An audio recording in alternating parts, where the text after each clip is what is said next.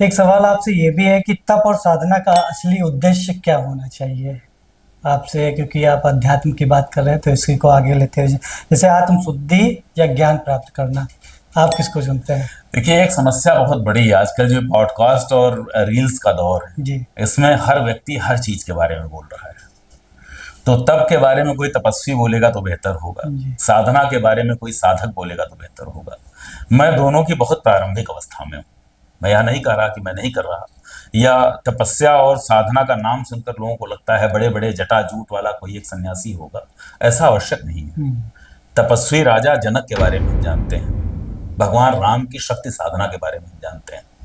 ज्ञान साधना भगवान राम वशिष्ठ जी के आश्रम में करते हैं, शक्ति साधना विश्वामित्र जी के आश्रम में करते हैं। गृहस्थ होते हुए भी, परिवार में रहते हुए भी, शेष किसी सामाजिक दायित्व पर रहते हुए भी व्यक्ति तपस्या और साधना कर सकता है।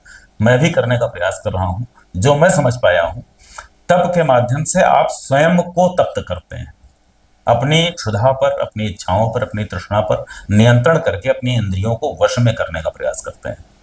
और जब आपका नियंत्रण पूरा स्थापित हो जाता है, साधना वहां से प्रारंभ होती है। एक तपस्वी ही साधक हो सकता है।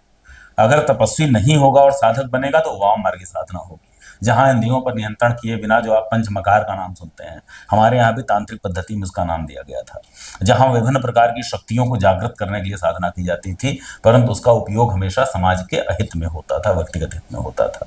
तो जो वाम मार्गी के बजाय जो दक्षिण मार्गी साधना है, वाम मार्गी साधना को गोस्वामी तुलसीदास तक कहते हैं कि वह श्रेयस्कर नहीं है। तो हम सनातन मत को मानने वाले लोग हैं, हम अपनी आत्मा का उन्नयन करने वाले लोग हैं। हमें पहले तपस्या करनी चाहिए, अपनी इंद्रियों पर पूर्ण नियंत्रण हो, अपने मन पर पूर्ण नियंत्रण हो, हमारी इंद्रियां किसी कलुषित विषय की तरफ आकर्षित ना हो। जब यह नियंत्रण हम स्थापित कर लें, तब हमारी साधना प्रारंभ होती है।